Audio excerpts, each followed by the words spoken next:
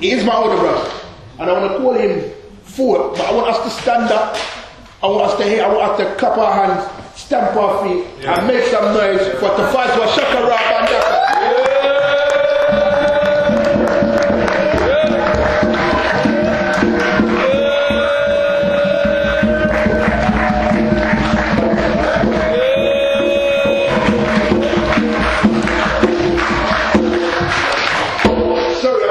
The title of the message, Omowale, the son, has returned. Tendamwale. Tendamwale. Tendamwale. Tendamwale. Tendamwale. Tendamwale. Zion Museum Mokolo, giving praises unto our great ancestors, Abibi Tumi, Abibi Fahodi, African liberation and African power for all African people. Tendamwale. Tendamwale. It is through self-inquiry that one succeeds in knowing the nature of self. The question exists because the answer exists. Munhu, Ubuntu, human being, is equipped with the means, the right tools to solve this and other question. Munhu, Ubuntu, human being, sits at the summit of creation, yet rises even higher when the question, who am I, is finally resolved. This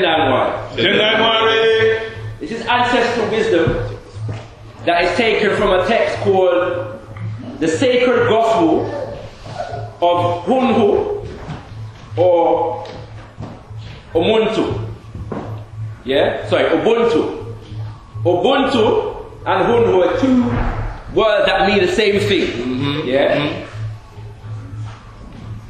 Ubuntu, in various different, what they call Bantu languages, simply means, or is often translated as peoplehood.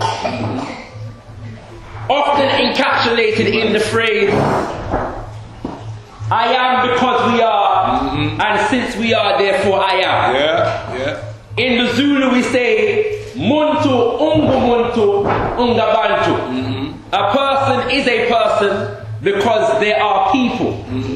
So this is the principal means that governs human relations. In fact, even deeper than that, the concept of Ubuntu defines what it means to be a human being. Come on. And our human beingness is defined in relation to our connection with other human beings. It's even deeper than that, because within the term Ubuntu, you have the term Untu. And Untu is like the primal force, the animating force of creation. So when we say Ubuntu or Muntu, which is human being, we are emphasizing the fact that the human being is an expression of the universal life force. We are connected to the universal life force. And so we manifest the best in ourselves by connection to those who are mirror expressions of the universal life force. Is everybody with me? Yeah, come on. And so the concept of Ubuntu or Muntu, there is a saying that without Ubuntu, a person cannot become a human being. In other words, without that connection with other human beings and to the greater universal life force, we cannot fulfill our human beingness. Come on. And the fulfillment of our human beingness is based upon our capacity and our ability to answer the question, who am I? And when we answer the question, who am I, we can answer some other questions like, where am I from? What am I here to do? Translations. What is my purpose? Are you following me, King? And so we're here honoring a man who lived his life on purpose. We're honoring him because he manifested and was an exemplar of the principle of Nia. Word. Come on. So it says here, and by the way, originally this is Hunku is the Shona version of the term Ubuntu. Is that what it is? Yeah. So initially, this wisdom would have been translated or transmitted in Shona. But my Shona is not through it. Yeah. So I've just presented the Shona for you. Yeah. Because you know say we can't speak African language and it takes it. Right. And it's good for us to see the words in an African language. But I've translated it for you in English. So we understand our ancestral wisdom. Is everybody with me so far? Yeah. So we're dealing with the concept, the subject, Omowale. The sun has returned. And we know that in African culture, names have significant meaning. That give expression to a definition to life purpose. And in many ways is a signpost to tell us who and what we are and where we're there from. But we're going to come back to that. Before we get into that aspect of things, but you, as we did in our libation, want to give honor to Mama Betty Shabazz. Yeah, you know? The wife of Omowale. And this is extremely important because we're honoring Omowale Malcolm X in this month because this is the month in which he was assassinated. We have many great leaders, particularly men, who were assassinated. And many of them left behind families, wives, and children. And we often do not conceptualize the fact that our leaders were mothers and fathers, husbands and wives, sons and daughters, brothers and sisters. When they are taken from us, they leave behind families who have to now live with the trauma of the loss of that leader. Word song. And so it is extremely important for us to remember Mama Betty Shabazz. It's extremely important for us to remember that Omowale Malcolm X was a father and a husband. And he played the role of a father and a husband whilst being a leader of an internationally growing world African liberation movement. So we have this image here because we want us to know that the man is doing the work next to his wife.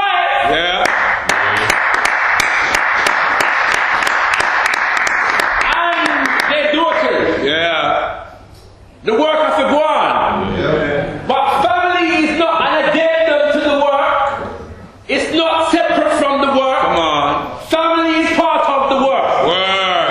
So the work has gone and the family dead. You following me? Yeah. We often don't see images of our leaders with their family. Very important. These are 5 of the 6 daughters of Omowale Malcolm X and Mama Betty Shabazz. Can we hail them, please? And then we have, as was mentioned earlier, Brother Malcolm Shabazz. I have the pleasure of knowing some brothers and sisters who knew him, and the evolution that he was on. Enough to know the significance of the loss that he was to us, family. And there's a lot of lessons that we can learn from his life. There's a lot of lessons that we can learn from the way in which he was taken from us. But I want us to understand that he represents the 3rd generation in a line of manhood that has been slain and assassinated. Remember, Omowale Malcolm X's father was also assassinated. Remember that a number of the brothers of Earl Little, Omowale Malcolm X's father, was also attacked by the forces of white supremacy. Remember, Omowale Malcolm X himself was assassinated, and his grandson was also assassinated. The devil does not sleep, brother. Word, son. Better believe it, yeah. Third generation of manhood in a singular lineage. So we hear about the fact that Brother Malcolm Shabazz was assassinated. We have to understand it and put it in its proper context. Yeah. Understand what that truly means. But that is another subject for another time. Today what we're going to try and do, we're answering the question, who am I? Where my day are from? Come on. So we're going to try and merge the political with the personal, or I should say the personal with the political.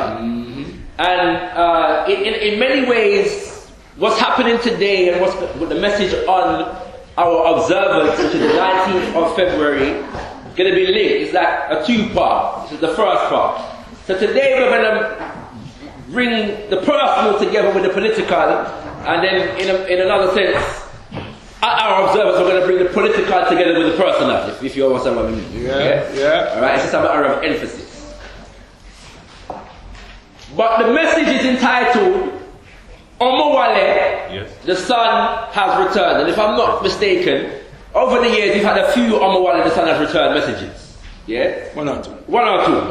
And it's very important to come back to this subject. You know what I'm saying? And I hope to add to what we've done previously in our Omowale Malcolm X observances with this subject. Omowale, say it with me. Omowale. Omowale is a name in the Yoruba language. And many people don't know that Omowale Malcolm X actually had an African name.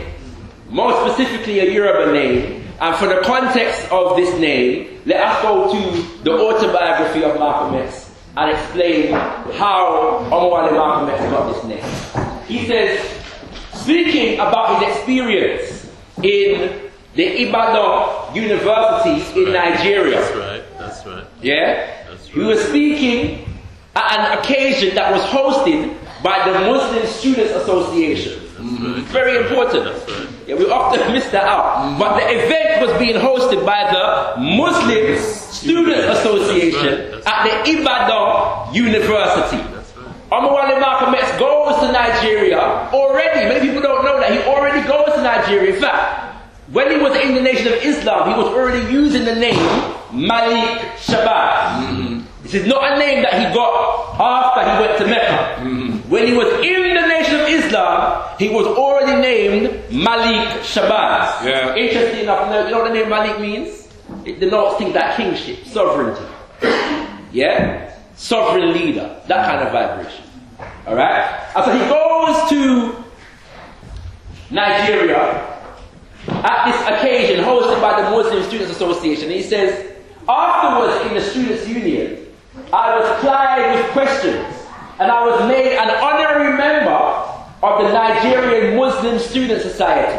Right here in my wallet is my card, Alhaji Malcolm X, registration number M138. With the membership I was given a new name, Omowale. It means in the Yoruba language, the son who has come home. I meant it when I told them I had never received a more treasured honor. Come on. Now, I find it very interesting that our Muslim brothers and sisters in Nigeria understood the significance of giving Omowale Malcolm X not an Arabic name or an addition to his Arabic names, but a Yoruba name. I feel they did understand something when they say Omowale. They know the thing, man. And knew what it meant within the language. As he says here, the son who has come home. So let's look deeper into this name Omowale and what it means. Yeah? Now Omo technically doesn't mean son. It means child. Omo is not gender specific. right. So it can mean son or it can mean daughter. You following me? Yeah, so really, Omowale is the child who has come home, and if it's a son or a daughter, is dependent upon who have the name Omowale. You following me? Yeah. Alright? And then in the Yoruba language, wa is come, yeah, to arrive. Wa. Yes? And then le is, the name is a contraction, alright? So le is ile, which is home or house, place. Yeah, the founding city of the Yoruba people is Ile-Ife, for example. Ile meaning the place, abode. Is that what you mean? Yeah. But let's go a bit deeper. One of my favorite channels on YouTube is called Yoruba Lessons with Aderonke. Yeah, a sister by the name of Aderonke does Yoruba lessons. But what I love about her channel is that when you watch her, you're not going to get how to say hello, and how to say goodbye, and how to say my name is, and how to say my age is, and where we live. She, through her explanations, you are going to receive an understanding of the consciousness of our Yoruba ancestors and the culture of the Yoruba people. For example, one of her theories that she has is called In and of Itself, where she goes into the meaning of Yoruba words in and of themselves. What that means is, oftentimes when you translate a word in Yoruba or many other African languages into English, because translation is about approximate meaning and not exact meaning, you're often going to get a meaning that doesn't do justice to the deeper meaning in the Yoruba. You follow me? Yeah. That the translation from Yoruba to English loses something. So that you're not learning about the consciousness of our Yoruba ancestors in the construction of the language itself. Word. So she breaks it down for us. Yeah? For example, Iya, meaning, or often translated as mother, doesn't just mean mother. The word gives expression to the function of a mother within the culture. Oba doesn't mean king. The word gives expression to the function of the sovereign leader within the nation. So Omo does not mean child. It's translated as child.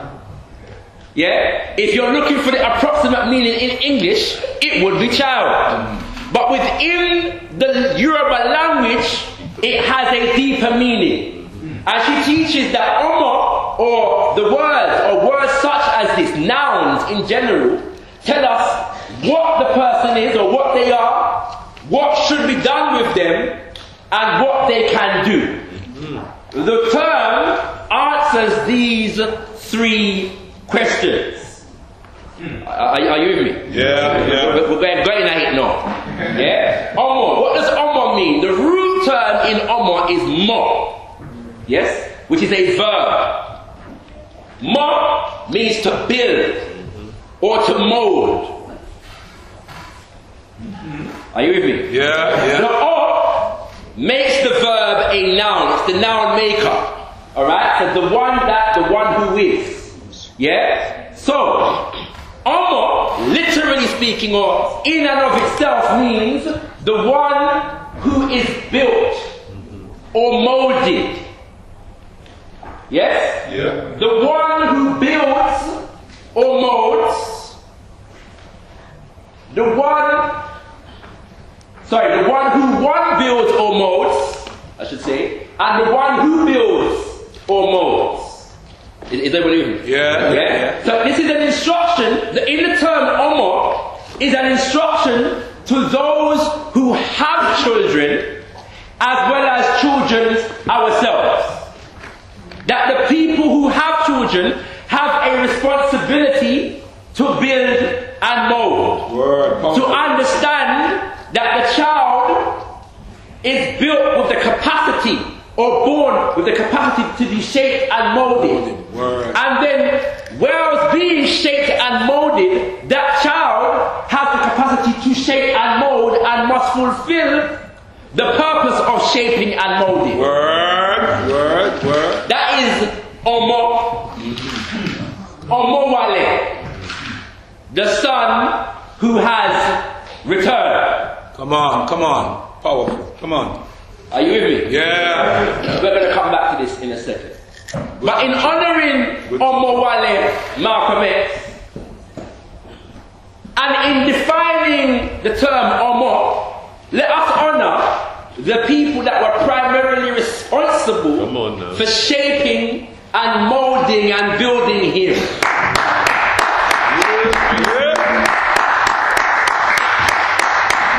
His parents, Mama Louise Little, Baba Earl Little. I'm going to move very quickly because of time. Is everybody with me? Yes. And we're going to get some testimony from Omowale Malcolm X himself about the ways in which he was shaped and molded by his parents. Taken from the autobiography of Malcolm X, he said, one of the reasons that I have always felt my father favored me was, to the best of my remembrance, is it was only me that he sometimes took with him to the Garvey UNIA meetings, which he held quietly in different people's homes. Yeah? There were never more than a few people at any one time. 20 at the most. But that was a lot. Packed into someone's living room, I noticed how different they were acting. Different from when Papa Earl Little was preaching in church. Yeah? Although sometimes they were the same people who jumped and shouted in church. But in these meetings, both they and my father were more intense, more intelligent, and down to earth. It made me feel the same way. Papa Earl was an unrepentant guardian. Word. Member of the UNIA, who built branches and preached Garvey anywhere we go. In other words, particularly in the United States of America. He was responsible for the political education of the children. So Sunday, church. Saturday was mosaic. The family gather and you're going to learn about some Marcus Garvey and some African liberation talk. Come on. To the extent that the children grew up so proud of being African. One of Malcolm X's oldest brother retells a story, Wilfred is his name, whereby he was in school and the teacher got them all to sing the Star-Spangled Banner, the national anthem of the United States of America. And Brother Wilfred, who is the oldest, I received the most Garveyite teaching, said, well, we have an anthem too. Who is we? African. Yeah, we don't have that kind of anthem. Come on. We have an anthem too. So the teacher said, what's it called? Wilfred said, the Universal Ethiopian Anthem. So the teacher said, could you sing it for us, please? So Wilfred got up. Advance, advance to victory, let Africa be free. Advance to meet the foe, advance to meet the foe, with the might of the red, the black, and the green. With the might of the red, the black, and the green. Wilfred. Is it? 8 years old. He's like 11 years old. Yeah. In his classroom. He tells us that we have an anthem too. That's right. Because he was imbibed with the concept of nationhood. All right. Good parenting. Based upon, and they often attribute this to the teaching that they got from their father. But Mama Louise Little was no less an unrepentant Garveyite. That's right. And she was a writer, one of the prolific writers and editor for the Lansing branch of the UNIACL, for the Legal One newspaper, which was the newspaper of the UNIACL. And Papa Omowale said of his mother, thinking about it now, I feel that definitely, just as my father favoured me for being like that, I should say that his brother Wilfred challenges. They have a debate about who was the favourite for who, which era, and why.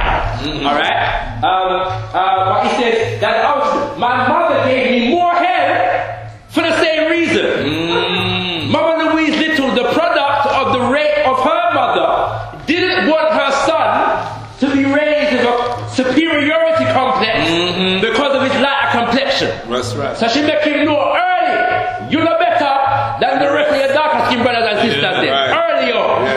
Yeah, soon after. Soon! She said she was very light about herself, but she favoured the ones who were darker. Wilfred, I know, was particularly her angel. I remember that she would tell me to get out of the house. When I'm fun. Yes? And let some sunshine on you. Yes, sir. So you can get some colour. That's good parenting. Yeah?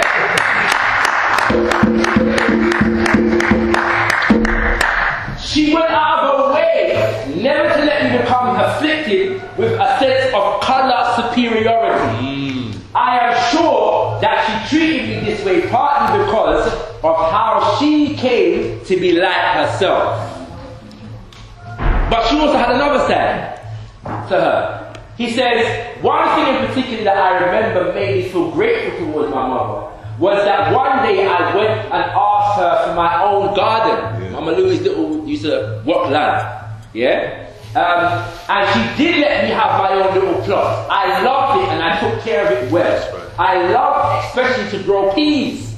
I was proud when we had them on our table. I put out the grass in my garden by hand. When the first little blades came up, I would patrol the rows on my hands and knees for any worms and bugs, and I would kill and bury them. And sometimes, when I had everything straight and clean for my things to grow, I would lie down on my back between the two rows. Between two rows, and I would gaze up in the blue sky at the clouds moving and think all kinds of things. Now I'm made to understand as well that this was something that she did with all of the children. She gave all of the children feed them with the plot of land. So they can understand the value of the labour of agriculture. Significant Garveyite principle as well. So these are the teachings that Omowale Malcolm X was getting from early on. Are you with me? But in saying all of this, I want to honour Papa Omowale Malcolm X, his big sister. You know? Ella Collins, who had a significant hand in raising Omowale Malcolm X. Particularly after his father was assassinated and the family was split up. She brought Omowale Malcolm X into her home, and I'm made to understand that she had a few gangster proclivities. And we know that Omowale Malcolm X went down a certain road, but apparently she loved Omowale Malcolm X so much because he was the one who was most like her. And I learned that just like Omowale Malcolm X has some gangster proclivities, so did Mama Ella. You know what I'm saying? Are you following me? Right? But in all of her taking care of Omowale Malcolm X, she understood that she had the need to cultivate certain sensibilities in him. And so we're going to get a word from her, but before that I want to give you what he thought of her as a woman upon meeting her. She's about 10 years his senior. And he says, I think the major impact of Ella's arrival, at least upon me, was that she was the first really proud black woman I'd ever seen in my life. She was plainly proud of her very dark skin. This was unheard of among Negroes in those days, especially in Lansing. And in the autobiography, he speaks of how proud she was, and how she had to divorce 2 man because they 2 weeks for her. We can't take the strongest. They're not ready for her, and all these things. But this stood out and stands out to me because she was very much the image of her father, her little. And Omowale Malcolm X speaks of her pride and her dignity and her articulation. Yes? And the impact that it had on him at a very young age. He said, Ella, a commanding woman. Ella wasn't just black, but like her father, who was jet black. The way she sat, moved, talked, did everything, bespoke somebody who did and got exactly what she wanted. This was the woman my father had boasted of so often for having brought so many of their family out of Georgia, the South, where many were fleeing because of the lynching that was going on in the southern states of America, to Boston, in a northern state. Yeah? And he goes on to talk about how she owned some property, and she got into the property business, and so on and so forth. Are you following me? Yeah. Now let's hear from Mama Ella herself. Tenamari. Malcolm lived with me from 12 until he went to prison. I had a chance to discipline Malcolm in prison. Malcolm was an aggressive young boy. I admired it. I stimulated it. I felt that a black young man, over the period of 400 years in America, had been deprived of any aggressive thoughts even. If you show aggressive thoughts before the white man, he would erase you, set you apart from the others as a villain. So, but I felt that in order for Malcolm, after my father's death and his mother's having gone to a hospital, I felt that it was my duty to stimulate his arrogance, stimulate his impulsiveness. Let him feel that life was the life that God gave him belonged to him. He didn't have to pay homage to anyone. This is how I guided him. What kind of an effect did Malcolm have on you? On me, I believe the effect he had on me was to see him grow from childhood into a dynamic figure, a man with an understanding of man and himself and life in itself. On me, he was to me like Jesus is to most Christians. I can imagine how the Virgin Mary felt about her Jesus. This is what Malcolm was to me. Each step that he grew, each time that the changes came, I could feel them and see them. I could see them in his manner, his approach to me, his respect for me. Malcolm had a great respect for womanhood. I don't know how he came by this, but possibly, as I said, from our tribe. Maybe this was a virtue that most men don't have, but he had it. A great respect for womanhood.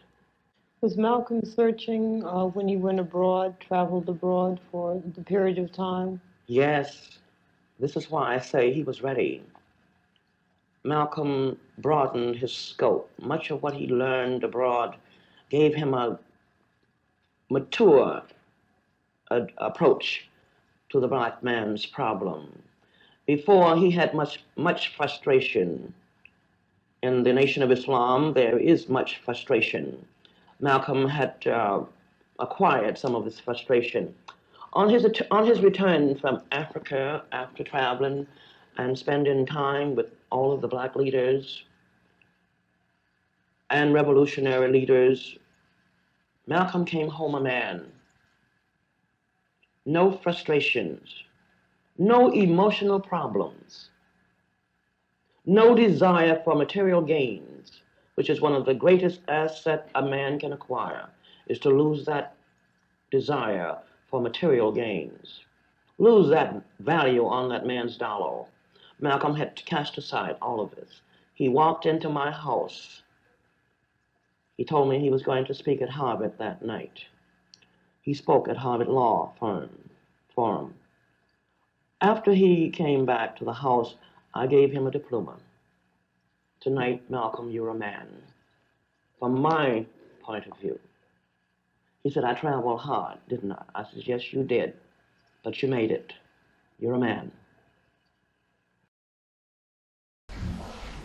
You know.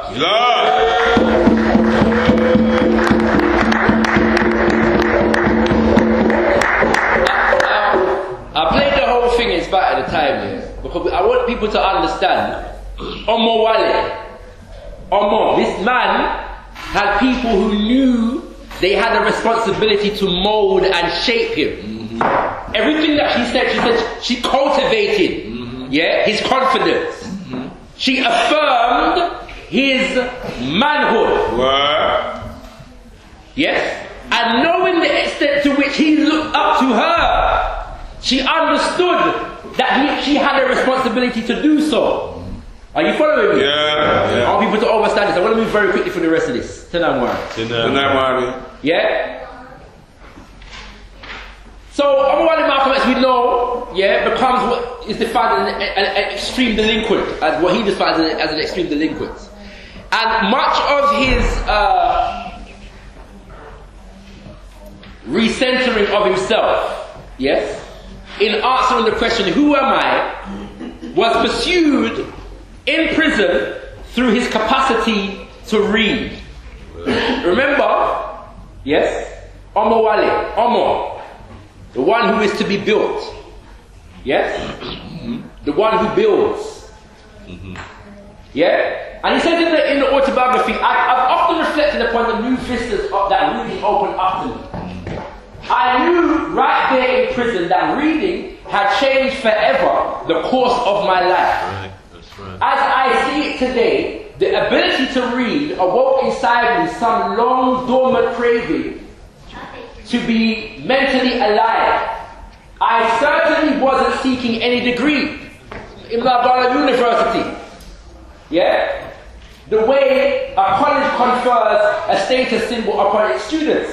My homemade education gave me, with every additional book that I read, a little bit more sensitivity to the deafness, dumbness, and blindness that was afflicting the black race in America. This is a man who's awakening to his purpose in life and instilling himself with what he needs to fulfill that purpose. That's right.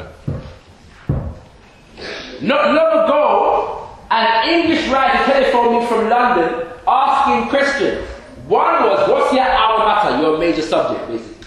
I told him, books! You will never catch me with a free 15 minutes in which I am not studying something I feel might be able to help the black man. Papa Garvey said, I read 4 times a day. Spiritual Garvey. And I read that and said, Papa Garvey, we have a 4-year-old son, it can't go on. 4 hours a day. Now go on. At the same time, the point is clear. Alright? In terms of the purpose of reading. But you're not reading for reading's sake. You're reading for the purpose of being able to assist and free and liberate our people. So we see here the personal development of the man in acquiring knowledge, but put towards a particular purpose. And just to give you an example of what he was reading. Let me go to the next one. He said, those original white Christian traders sent into China millions of pounds of opium. By 1839, so many of the Chinese were addicts. And this is in the chapter Saved, I believe, in the autobiography. And he details in significant detail everything when did I read. From Plato and Aristotle to history. And he spends particular time on the history. And he says, by 1839, so many Chinese were addicts that China's desperate government destroyed 20,000 chests of opium. The first opium war was promptly declared by the white man. Imagine declaring war upon someone who objects to being narcotized. The Chinese were severely beaten with Chinese invented gunpowder. The white man take with them gunpowder and beat them. The Treaty of Nanking made China. The Treaty of Nanking made China pay the British white man for the destroyed opium 4 forced upon China's major ports to British trade, forced China to abandon Hong Kong, fixed China's import tariffs so low that cheap British articles soon flooded in, maiming Chinese industrial development. Omowale is breaking it down. What he was reading, yes, at the time while he was in prison. After a second opium war, the Tiesin treaties legalized the ravaging opium trade, legalized a British-French-American control. What did he say? British, French, American control of China's customs. China tried delaying that treaty's ratification. Peking was looted and burned. Him going in history of India same way. So what he's learning, Papa Garvey said, read and study carefully the historic character of the white man. The white man. But he's learning this. Now, bear this in mind. One of the reasons why Omowale Malcolm X became such an effective recruiter to the Nation of Islam was based upon his capacity to relay and break down history such as this. To crystallize the system of oppression for our people. Yeah. Is everybody with me? Yeah. He became a genius at doing this, but because he prepared himself for the task. Yeah. He built the sensibility through his study. He never come and say, well, me have a gift for talk, make me just talk. He realized that he had to step out of his comfort zone and acquire skills and knowledge that would be indispensable to the African people of the world. I'm going to skip the rest of this Kings and Queens. Yeah? A lot of this was also put to use in the Nation of Islam's program for rehabilitation of addicts. Yeah? And it's very important that we understand that that's the kind of work that Omowale Malcolm X was doing in the Nation of Islam. He wasn't just a platform speaker. No. Is everybody with me? Yeah. He took the message to the grassroots and was having an impact on the grassroots level of our people and taking our people off of drugs. Whatever we want to say, whatever our agreements and disagreements with the Nation of Islam, we are internally indebted to that organization for giving us the example of things such as this. He says, our cure program's first major ingredient was the painfully patient work of Muslims who previously were junkies themselves.